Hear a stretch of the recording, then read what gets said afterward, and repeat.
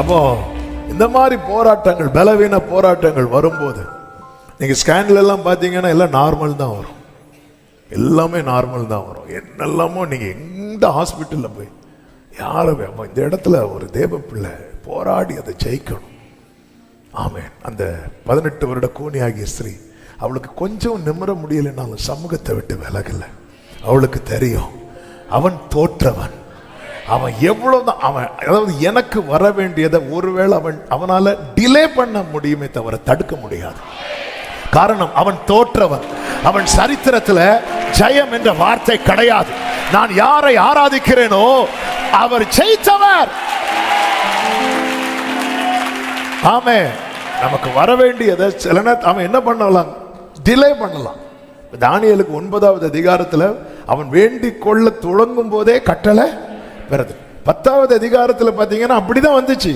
ஆனா பெர்ஷியா நாட்டு அதிபதி மீகாவேல் சொல்வார், 21 நாள் என்னோட கூட போராடிட்டு இருந்தான். 21 நாள். மீகாவேல் இல்ல, கர்த்தருடைய தூதன். அந்த வசனத்தை பாருங்க, தானியேலின் புஸ்தகம் 10வது அதிகாரம்.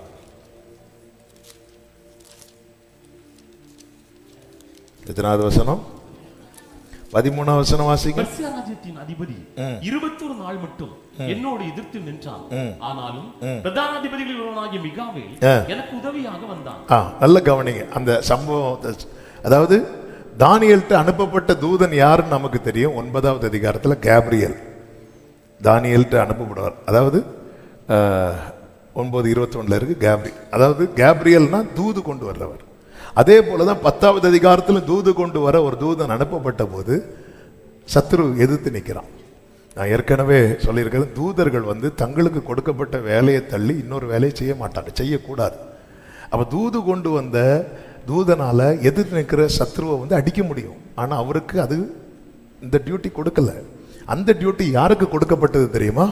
மீகாவேலுக்கு கொடுக்கப்பட்டது. அதனால மீகாவேல் வர்றது வரை இவர் வெயிட் பண்ணிட்டு இருக்கிறார்.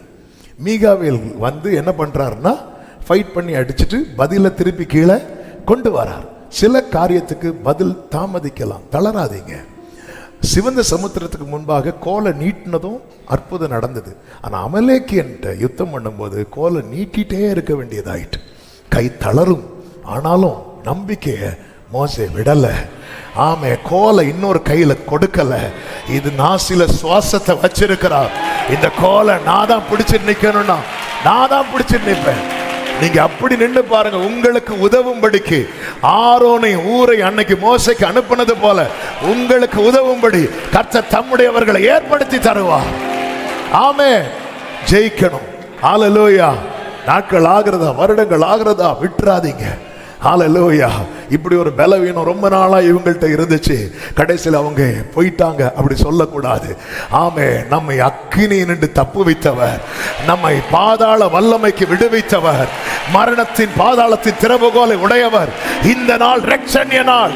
எப்படி அந்த பிசாசின் கட்டிலிருந்து அந்த சகோதரிக்கு கர்த்தர் விடுதலை கொடுத்தாரோ, இயேசுவின் நாமத்தினாலே பிசாசினாலே பலவீனத்தின் ஆவியினாலே பிடிக்கப்பட்டிருக்கிற ஒவ்வொருவருக்கும் இன்று விடுதலை உண்டாவதாக. ஆமென் சொல்லுங்க பார்க்கலாம். 4வது ஒரு வியாதி இருக்கிறது. வியாதினா வியாதி டைப் இல்ல, 4வது விதமாய் கர்த்தர் அனுமதிக்கிறது. 2 காரியத்துக்காய் கர்த்தர் அனுமதிப்பார். கொஞ்சம் பயமா இருந்தாலும் பொறுத்துக்கோங்க. ஒன்று, நம்மை திருத்துவதற்கு. இவன் பவுல் லைஃப்ல ஆண்டவர் ஒரு பலவீனத்தை அனுமதித்தார். அதை பவுல் எப்படி சொல்றாருன்னா, நான் என்னை உயர்த்தாதபடிக்கு. பவுலுக்கு தெரியுது அப்படி ஒரு. அப்போ ஏன் எனக்கு இந்த பலவீனம்னா, என்ன திருத்துறதற்கு, என்ன சரி பண்ணுகிறதற்கு. 2 கொரிந்தியர் 12:7 அது சொல்லுவார். அது கர்த்தர் தான் அனுமதிக்கிறார் என்று புரிகிறது வரைக்கும் அவர் அதை சாத்தான்னு சொல்லிட்டு இருந்தார். ஆனா கர்த்தர் இது கர்த்தர் அனுமதித்தது அப்படின்னு தெரிய வந்ததும் அவர் அந்த பலவீனத்தை குறித்து மேன்மை பாராட்ட ஆரம்பித்தார். இது ஆண்டவர் எனக்கு கொடுத்தது, இது ஆண்டவர் எனக்கு கொடுத்தது. பவுலுடைய பலவீனம் பவுல் சொல்லுவார் நிருபத்தில், நான் கேட்ட உங்க கண்ணை கூட எனக்கு கொடுப்பீங்க. பவுலுக்கு கண் தானம் பண்றதுக்கு ரெடியா இருந்தாங்க. ஏன்னா பவுலுக்கு அந்த தமஸ்குக்கு போற வழியில அடிச்சுல அந்த ஒளி, அதுக்கப்புறம் சரியான பார்வை கிடையாது. கூச்ச பார்வை பக்கத்தில் இருக்கிறவங்கள மட்டும்தான் தெரியும், ரொம்ப தூரத்தில் இருந்தாலும் தெரியாது. அதே போல் அவருடைய பேச்சு பெரிய பிரசங்க வீரன்லாம் கிடையாது. பவுலுக்கு எழுத்து தான் வெயிட்டாக இருக்கும். அவர் எழுதுனதை அவரை வாசிக்க சொன்னா கூட ஐயே இப்படியா பேசிட்டு இருக்கிறார். இவருக்கு எழுத்த பார்த்தா இவர் பயங்கர அனல் பிறந்த பிரசங்கியார்லாம் நினைச்சோம். ஆனால் இவரை பேச சொன்னா அவ்வளோ, அவரை பார்த்தாலே ஒரு வித்தியாசமான ரூபம். எப்படிங்க மிருகத்து கூட சண்டை போட விடுறாங்க, குளிரில் அவரை வெளியே விடுறாங்க, நிர்வாணமாக வெளியே விட்டுருக்காங்க குளிரில். எத்தனை எத்தனை எத்தனை அவர் பட்ட பலவீனங்கள்லாம் 2 கொரிந்தியர் 11 சொல்லப்பட்டிருக்கிறது. அவ்வளோ அவர் சொல்றாரு, அவர் எனக்கு முள் கொடுக்கப்பட்டதுன்னு சொல்றார். நம்ம அதை வாங்கி தான் ஆகணும். இன்னொன்று இருக்கிறது, சுத்திகரித்து எடுத்துக்கொள்வதற்கு. இப்போ எசேக்கியாவுக்கு கர்த்தர் ஒரு பலவீனத்தை கொடுத்தார். அது என்ன பலவீனம் அப்படின்னு ஏசாயா 38:1 சொல்லப்பட்டிருக்கிறது. அந்நாட்களில் எசேக்கியா வியாதிப்பட்டு மரணத்துக்கு ஏதுவாய் இருந்தான். அப்பொழுது கர்த்தர் தீர்க்கதரிசியை அனுப்பி என்ன சொல்லி-இருக்கணும்? இங்க பாருப்பா, எந்த வியாதியா இருந்தாலும் உன்னை சுகமாக்குவேன்னு சொல்லியிருக்கணும். ஆனா ஆண்டவர் அப்படி சொல்லல. என்ன சொல்லுகிறார் பாருங்கள், வாசிங்கள். ஆமோத் சிங் குமாரனாகிய ஏசாயா என்னும் தீர்க்கதரிசி அவனிடத்தில் வந்து அவனை நோக்கி, நீர் உமது வீட்டு காரியத்தை ஒழுங்குபடுத்தும், நீர் பிழைக்க மாட்டீர், மரித்து போவீர் என்று கர்த்தர். இப்ப கர்த்தருக்கு இந்த வியாதியிலிருந்து சுகமாக்க முடியுமா? முடியும். அதுக்கு அடையாளம் தான் அடுத்து அவர் அழுது வாங்குவார். அப்ப கர்த்தருக்கு முடியும். ஆனா கர்த்தர் இந்த வியாதியை அனுமதித்தது அவனை சுகமாக்குவதற்கு அல்ல, அவனை சுத்தி நீ வீட்டு காரியத்தை ஒழுங்குபடுத்தும். அப்ப எது ரெடி பண்ணணும், ரெடி ஆயிரு. ஏதாவது பாக்கி இருக்கா, எல்லாம் செட்டில் பண்ணிரு, ரெடி ஆகி ஆயத்தமாயிரு, உன்னை தூக்க போறேன். ஆனா அவர் இல்லை, ஒழுங்குபடுத்தினாலே நீ ரெடி ஆயிட்ட எசேக்கியாவே, உனக்கு இளைப்பாறுதல் ரெடி ஆயிட்டு அவ்வளவுதான், உன் கதை முடிஞ்சது அப்படின்னு சொல்லவே மாட்டார். ஆண்டவர் சொல்றார். உடனே எசேக்கியா அழுறார், ஆண்டவர் ஏன்னா உமக்கு முன்னாடி இப்படி நடந்ததுக்கு மரணம் என்பது நல்ல புரிஞ்சு, தேவ பிள்ளைக்கு மரணம் என்பது தோல்வி அல்ல. ஆனா நம்ம அதை தோல்வியா பார்க்கிறோம். ஏன் தெரியுமா? அவருடைய உயிர்த்தெழுதலை நம்ம நம்பாததுனால. நான் உமக்கு முன்பாக உண்மை உத்தவமாய் நடந்தேன் என்பதை நினைத்திருளோம் அப்படி சொல்லி அழுத்ததும் ஆண்டவர் கொடுத்துருப்பா, என் பிளானுக்கே வரமாட்டேங்கிறான். அவர் பிளானே வேற. எசேக்கியாவே, இந்த இடத்துல நீங்க ஆமேன் போட்டு முடிச்சிருந்தா உங்க சரித்திரத்துல ஒரு கரை கூட இருந்திருக்காது. எசேக்கியாவின் அடுத்த 15 இயர்ஸ் அதனால ஒரு மரணம், ஐயோ அவங்க இப்படி இருந்தாங்க இப்படி போயிட்டாங்களே, இல்ல இல்ல, தேவ பிள்ளைங்க வாழ்க்கையில தேவனை அனுமதிக்கிறது ஒன்று இருக்கு. இப்ப எலிசா, எலியாவை விட அதிகம் பயன்பட்டவர் யார் அப்படின்னா எலிசா. ஆனா வேதம் என்ன சொல்லுகிறது? 2 ராஜாக்கள் 13:14 அவன் நாட்களிலே, யார் நாட்கள்ல? யோவாஸ், இஸ்ரவேலின் ராஜாவாகிய யோவாசின் நாட்களிலே எலிசா மரணத்துக்கு ஏதுவான வியாதியாய் கிடந்தான் என்று சொல்லப்பட்டிருக்கிறது. இந்த எலிசாவுக்கு எலும்பு பட்டு செத்தவங்க என்ன பண்ணாங்க? அப்ப எலும்புல அவ்வளவு பவர் இருக்கு. அந்த உயிர்த்தெழுதலின் வல்லமை எலிசாவின் எலும்புக்குள்ள இருக்கிறது. அப்படிப்பட்டவருக்கு இப்ப என்ன வியாதி இருக்கிறது? மரணத்துக்கு ஏதுவான. அப்போ இப்படி எதுக்கு இதை சொல்றேன்னு, ஒரு தேவ பிள்ளைக்கு தெளிவு இருக்க வேண்டும். அதான் ஒவ்வொன்றையும் தேவ சமூகத்தில் வைக்கணும். இயற்கையாக வருகிற வியாதி இருக்கிறது, நம்முடைய மீறுதல்களினால் வருகிற வியாதி இருக்கிறது, அப்புறம் பிசாசு கொண்டு வருகிற வியாதி, மீறுதலினால் வருகிற வியாதி. எப்படி விடுவிக்கப்பட? ஆண்டவருடைய மன்னிப்பை பெற்று நம் பிள்ளைகளை உணர்ந்து மன்னிப்பை பெறும்போது ஆமென், கர்த்தர் விடுவிக்கிறார். பிசாசினால் வருகிற வியாதி ஆண்டவருடைய சமூகத்தில் தரித்து இருக்கணும். ஆண்டவர் தொட்டா மட்டும்தான் விடுதலை. அடுத்து தேவன் அனுமதிக்கிறது நம்மை திருத்த. ஆமென், ஹல்லேலூயா. இந்த நேரத்தில் நம்ம அப்பா சமூகத்தில் கேட்க போறோம். தகப்பனே, என் அக்கிரமத்தினால, என் பாவத்தினால, என் மீறுதலினால அல்லது பிசாசு இந்த பலவீனத்தை கொண்டு வந்தது நிமித்தம் என் வாழ்க்கையில் இப்படிப்பட்ட பலவீனங்கள் இருக்குமானால் இப்பொழுதே சுகம். வேதம் என்ன சொல்லுகிறது தெரியுமா? ஏசாயா 53:5 சொல்லப்பட்டிருக்கிறது. வாசியுங்கள். ஏசாயா 53:5. நம்முடைய மீறுதல் நிமித்தம் அவர் காயப்பட்டு, நம்முடைய அக்கிரமங்கள் நிமித்தம் அவர் நொறுக்கப்பட்டார். நம்முடைய மீறுதல்கள் நிமித்தம் அவர் காயம். அப்ப மீறுதல்னால எதை கொண்டு வரோம் சொல்லுங்க? காயத்தை கொண்டு வரோம். இப்போ அந்த காயத்தை யார் வாங்குறா? சொல்லுங்க, சத்தமா சொல்லுங்க. அப்பா நாமத்தை சொல்ல வெட்கப்படவே கூடாது. சத்தமா சொல்லுங்க, இயேசு. மீறுதல் எதை கொண்டு வரும்? அந்த காயத்தை இப்ப யார் வாங்குறா? அப்ப ஏன் மீறுதல்னால இப்ப யார் காயப்பட்டா? அப்ப ஏன் மீறுதல்னால இயேசு காயப்பட்டார் என்று நான் விசுவாசிக்கிறேன் என்றால் அவருடைய தழும்புகளால் எனக்கு என்ன கிடைக்கிறது? சுகங்கள். இப்ப சாத்தான் வரான், சாத்தான் வந்து சொல்றான் மீறுதல்னா காயம், இவனுக்கு அந்த காயம் கொடுக்கணும். அப்போ பரலோக தேவ நீதி உள்ளவர் சொல்றார், காயம் இருக்கு. காயம் எங்க இருக்கு? தழும்ப காட்டுங்க, தழும்ப காட்டுங்கன்னு சொல்லும்போது அந்த இடத்துல யார் தழும்பு காட்டப்படுது தெரியுமா? இயேசுவின் தழும்பு காட்டப்படுது. அப்போ என் மேல விழ வேண்டிய அந்த தழும்பு அவர் மேல விழுந்ததுனால எனக்கு அந்த தழும்பினால சுகம் கிடைக்கிறது. இயேசு என் பரிகாரின்னு நம்புறவங்க இன்னைக்கு நான் சொல்றேன், உங்களுக்கு விடுதலை, விடுதலை, விடுதலை, விடுதலை இயேசுவின் நாமத்துல. சுகம் உண்டு, பலன் உண்டு இயேசுவின் நாமத்துல. என் மீறுதல்களால் அவர் காயப்பட்டு, என் அக்கிரமங்களால் அவர் நொறுக்கப்பட்டு எனக்கு சமாதானம், அவருடைய தழும்புகளால் குணமானோ. லூக்கா 9:11 சொல்லப்பட்டிருக்கிறது, ஜனங்கள் அதை அறிந்து அவர் பின்னே போனார்கள். அடுத்த வார்த்தை கவனிங்க, அவர்களை அவர் ஏற்றுக்கொண்டு தேவனுடைய ராஜ்யத்தை குறித்து அவர்களோடு பேசி.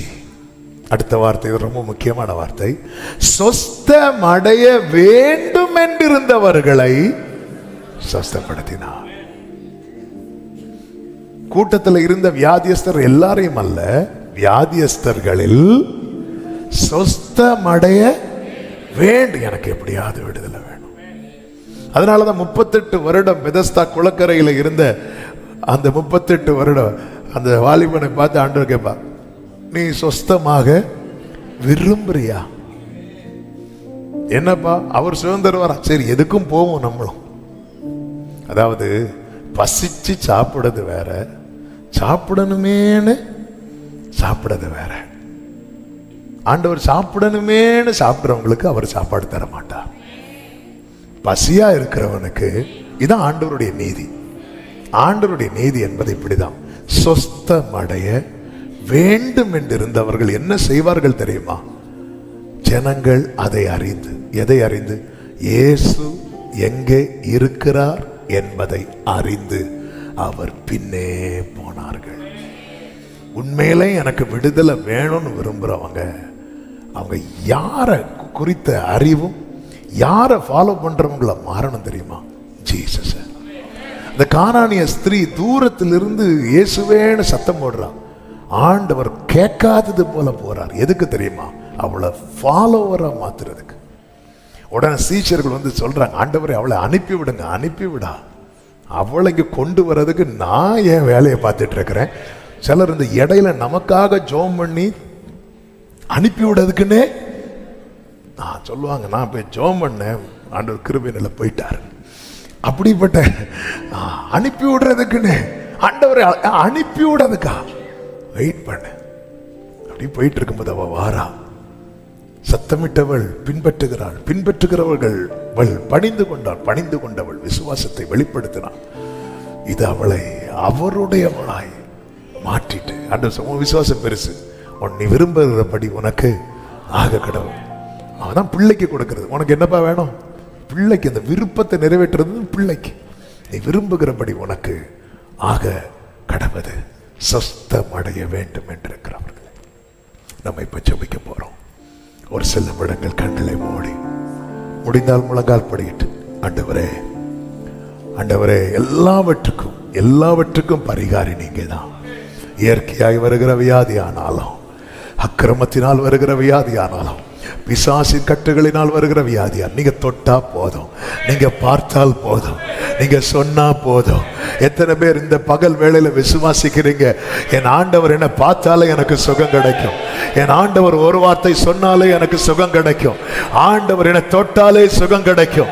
ஆமீன். எனக்கு அந்த சுகம் வேண்டும் அப்படின்னு கேட்கிறவங்க மட்டும் வலது கரத்தை உயர்த்தி இடது கரத்தை இருதயத்தில் வைத்து, எனக்கு அந்த தெய்வீக சுகம் அப்பா, என்னை பிள்ளை ஆக்கினீங்களே அப்பா, ஆண்டவரே உம்முடைய வல்லமை என்னில் விளங்க, என்னில் கிரியை நடப்பிக்க என்னில் ஏதாவது தடை இருக்குமானால் கிருபையாய் மன்னிப்பீராக, கிருபையாய் மன்னிப்பீராக.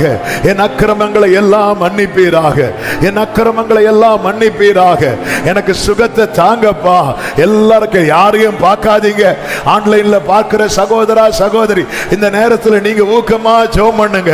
கர்த்தருடைய குணமாக்கும் வல்லமை உங்க வாழ்க்கையில உங்க குடும்பத்தில் விளங்குவதற்கு ஏதாவது தடை இருக்குமானால் இயேசுவின் நாமத்திலே அது இப்பொழுது விலகி போவதாக, விலகி போவதாக, விலகி போவதாக. சுகம் உண்டாகட்டும், சௌக்கியம் உண்டாகட்டும், பலன் உண்டாகட்டும் இயேசு கிறிஸ்துவின் நாமத்திலே. எல்லாரும் ஜெபம் பண்ணுங்க, எல்லாரும் ஜெபம் பண்ணுங்க, எல்லாரும் ஜெபம் பண்ணுங்க, எல்லாரும் ஜெபம் பண்ணுங்க. Jesus name, Jesus name, Jesus name, Jesus name. Hallelujah, hallelujah, hallelujah, hallelujah. Thank you Holy Spirit, thank you Holy Spirit, thank you Holy Spirit. குணமாக்கும் வல்லமை, குணமாக்கும் வல்லமை, குணமாக்கும் வல்லமை, குணமாக்கும் வல்லமை, குணமாக்கும் வல்லமை விளங்குவதாக.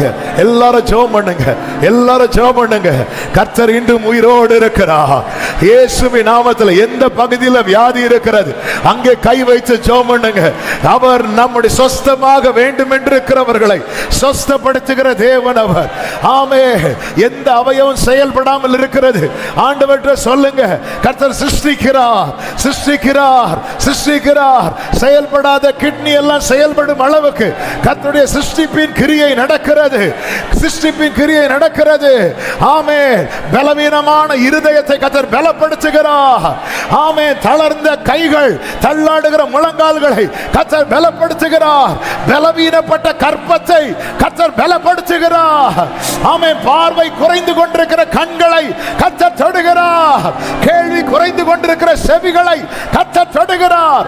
எந்த பகுதியில் உச்சம் தலை முதல் உள்ளங்கால் வரை கிரியை நடப்பிக்கிற வல்லமை உள்ள ஆண்டவரிடத்தில் கேளுங்கள். இந்த டைமை விட்டுறாதீங்க, இந்த தருணத்தை விட்டுறாதீங்க. கர்த்தருடைய குணமாக்கு வல்லமை கிரியை செய்கிற வேளை இது, கிரியை செய்கிற வேளை இது. இன்னொரு டைம் செவிக்கலான்னு விட்டுறாதீங்க. இயேசுவின் நாமத்தில், இயேசுவின் நாமத்தில் சுகம் உண்டாவதாக, பலன் உண்டாவதாக, சௌக்கியம் உண்டாவதாக. ஏசப்பா, ஏசப்பா, சொஸ்தம் அடைய வேண்டும் என்றிருந்தவர்களை சொஸ்தப்படுத்தினவரே, இதோ உம்மண்டை வந்திருக்கிறோம். கிருபையா ஏற்றுக்கொண்டு, கிருபையா ஏற்றுக்கொண்டு சுகத்தை தாங்கப்பா, கிருபையா ஏற்றுக்கொண்டு சுகத்தை தாங்கப்பா. இயேசுவின் நாமத்தில், இயேசுவின் நாமத்தில் விடுதலை, விடுதலை, விடுதலை, விடுதலை.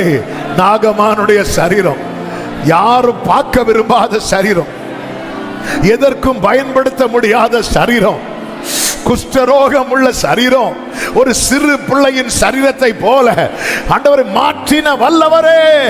இந்த நேரத்தில் சரீரத்தில் ஆண்டவரை ஏதாவது பகுதி அழுகியோ செயல்படாமலோ செத்தோ இருக்குமானால் இப்பொழுதே உயிர் தெழுந்த இயேசு கிறிஸ்துவின் வல்லமையுள்ள நாமத்திலே சுகம், சுகம், சுகம் உண்டாவதாக. Jesus name, Jesus name. இயேசுவின் நாமத்திலே சுகம். நீர் எப்படி செய்து விட்டு அதற்காய் ஸ்தோத்திரம். இந்த நேரத்தில் உங்களை சார்ந்த யாராவது பலவீனத்தோடு இருப்பாங்கன்னா இந்த நேரத்தில் கைகளை உயர்த்தி அவங்க பேரை சொல்லி ஜெபம் பண்ணுங்க. உங்க பிள்ளைங்க பலவீனத்தோடு இருக்கிறாங்களா? உங்க குடும்பத்தில் அடிக்கடி பலவீனம் வந்து ஒருவரை ஒருவர் தாக்கி கொண்டிருக்கிறதா? இந்த நேரத்தில் இயேசுவின் நாமத்தில் சொல்லி ஜெபம் பண்ணுங்க, ஜெபம் பண்ணுங்க. கர்த்தர் நல்லவர். ஒரே ஒரு தொடுதல் போதும். அவர் மேல அப்படி நம்பிக்கை வச்சு ஜெபம் பண்ணுங்க. ஒரு தொடுதல் நீங்க தொட்டீங்கன்னா போதும், நீங்க சொன்னீங்கன்னா போதும், நீங்க பார்த்தீங்கன்னா போதும். இயேசுவின் நாமத்தில் இந்த நேரத்தில் கேன்சர்ல பாதிக்கப்பட்டிருக்கிறவர்களை உங்க கரத்தில் தருகிறோம். இப்பொழுதே அந்த கட்டிகள் எல்லாம் மறைந்து போகட்டும், அது இல்லாம போகட்டும், அது செயலிழந்து போகட்டும். Jesus name. டியூமர் எல்லாம் இல்லாமலே மறைந்து போகட்டும். தலையில, முதுகுல, இருதயத்துல, வயிற்றுல, ஆண்டவரே ஆண்டவரே ஒவ்வொரு பகுதியில் இந்த கட்டிகள் இயேசு கிறிஸ்துவின் நாமத்திலே மறைந்து போவதாக, மறைந்து போவதாக, மறைந்து போவதாக. இயேசுவின் நாமத்திலே விடுதலை, விடுதலை, விடுதலை, விடுதலை, விடுதலை. ஆண்டவரே, பிறப்பிலிருந்தே சரீரத்தில் பலவீனப்பட்டு கொண்டிருக்கிற சிறு பிள்ளைகளை உடைய கரங்களில் தருகிறோம். இப்பொழுதே ஆரோக்கியப்பட்டு பிழைக்கும்படிக்கு, ஆரோக்கியப்பட்டு பிழைக்கும்படிக்கு சுகம் உண்டாவதாக, சுகம் உண்டாவதாக, சுகம் உண்டாவதாக. ஓ தேங்க்யூ ஜீசஸ், தேங்க்யூ ஜீசஸ். பலவீனப்படுத்துகிற, பலவீனப்படுத்துகிற பலவீனத்தின் ஆவி நம்ம எல்லாரும் சேர்ந்து கடிந்து அப்புறப்படுத்த போகிறோம். எல்லாரும் வலது கரத்தை உயர்த்தி பலவீனப்படுத்துகிற, பலவீனத்தை கொண்டு வருகிற தேவ பிள்ளைங்க வாழ்க்கையில, தேவ பிள்ளைங்க குடும்பங்கள்ல பலவீனத்தை மாறி மாறி கொண்டு வருகிற பலவீனத்தின் ஆவியை இயேசு கிறிஸ்துவின் நாமத்திலே சுட்டரிக்கிறோம், சுட்டரிக்கிறோம். வெளியேறு இயேசுவின் நாமத்திலே, வெளியேறு இயேசு கிறிஸ்துவின் நாமத்திலே. உனக்கு இனி அதிகாரம் இல்லை, உனக்கு இனி அதிகாரம் இல்லை. ஓ தெய்வீக சுகம், பிள்ளைகளின் அப்பம், பிள்ளைகளின் அப்பம். இயேசு கிறிஸ்துவின் நாமத்திலே, இயேசு கிறிஸ்துவின் நாமத்திலே பலவீனத்தின் ஆவியே உனக்கு இனி அதிகாரம் இல்லை, உனக்கு இனி அதிகாரம் இல்லை. எல்லையை விட்டு வெளியேறு, எல்லையை விட்டு வெளியேறு, எல்லையை விட்டு வெளியேறு இயேசுவின் நாமத்திலே. பரலோக அக்கினி உன்னை சுட்டரிக்கிறது, வியாதி செயலிழந்து போகிறது, பலவீன கட்டுகள் உடைகிறது. ஜீசஸ் நேம், இயேசுவின் நாமத்திலே, இயேசுவின் நாமத்திலே, இயேசுவின் நாமத்திலே, இயேசுவின் நாமத்திலே. எஸ் எஸ் எஸ் ஹalleluya. கர்த்தர் கிரியை செய்கிறார். சாத்தான் தோற்று போனான், அவன் வெட்கப்பட்டு திரும்புகிறான், அவன் வெட்கத்தோடு திரும்புகிறான். கரங்களை தட்டி அந்நிய பாஷை பேசு.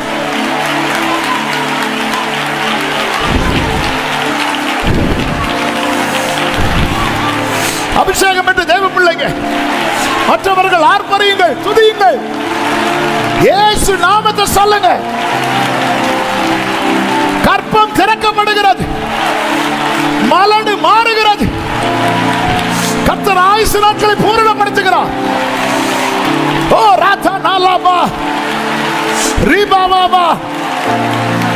விடுதலை இயேசுவின் நாமத்திலே. பல நாட்களாய், பல மாதங்களாய், பல வருடங்களாய் படுக்கையில் இருக்கிறவர்கள் துள்ளி குதித்து எழும்புவார்களாக, எழும்புவார்களாக. Jesus name, Jesus name, Jesus name. இயேசுவின் நாமத்தில் விடுதலை, இயேசுவின் நாமத்தில் சுகம் உண்டு, பலன் உண்டு. நன்றி அப்பா.